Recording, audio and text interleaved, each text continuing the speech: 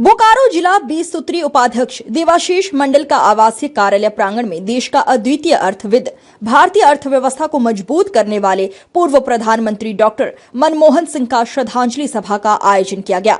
मौके पर मनमोहन सिंह के चित्र पर श्रद्धासुमन अर्पित कर श्री मंडल ने बताया कि देश आज वैसे महान व्यक्तित्व वाले महापुरुष को खो दिया, जिनके द्वारा भारतवर्ष का अर्थव्यवस्था को सुधारने एवं मजबूती प्रदान करने में अहम भूमिका निभाई गई।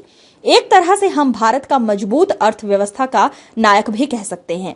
मनमोहन सिंह जी का निधन से कांग्रेस पार्टी के साथ ही साथ देश को अपूरणीय क्षति हुई है, जिसकी भरपाई संभव नहीं। कार्यक्रम में श्री मंडल के अलावा प्रफुल्ल गोप, रामनारायण गुप्ता, भीम महथा, दुर्गा रजवाड़, सुमन साहा, राजू सिंह, गौतम ठाकुर, संजय गोप, विनोद कर्मकार, कानू रबानी, सब्बीर अंसारी, जलेश्वर महतो, तपन महतो, राजेश हांडी, रमेश दास, पूर्ण चंद्र रजवाड़, सैरू निशा, मानू रजवाड़, सरस्वती देवी, पार्वती देवी, सुवेदन बीबी, सोनी कुमारी सहित कई कार्यकर्ता मौजूद रहे। चंदन क्यारी से जावेद अख्तर की रिपोर्ट। जी सर, बताया जाए।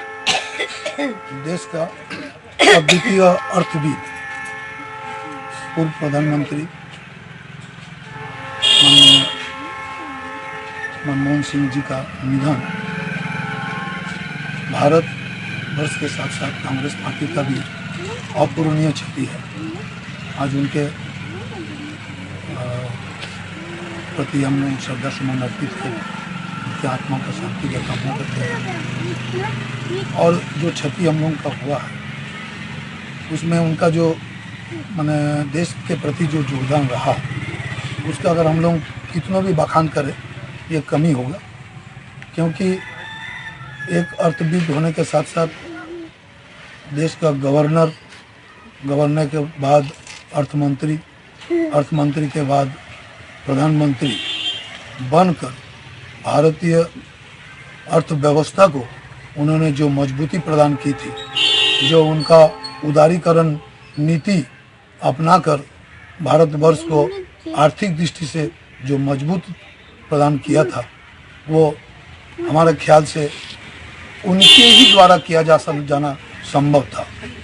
दूसरे ऐसी कोई अर्थव्यवस्था या अर्थविद नहीं था हमारा भारत में।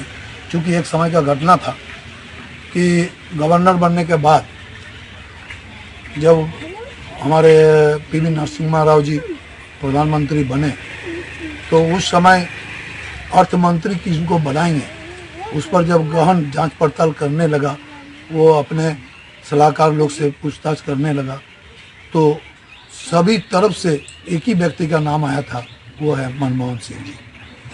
और उनके कार्यकाल में उन्होंने जो देश को उदारीकरण का नीति लेके आया अर्थव्यवस्था में, उसका परिणाम पूरा विश्व का अर्थव्यवस्था चरमरा गया था, लेकिन भारत को उससे कोई क्षति नहीं हुई थी। वो उन्हीं का देन था।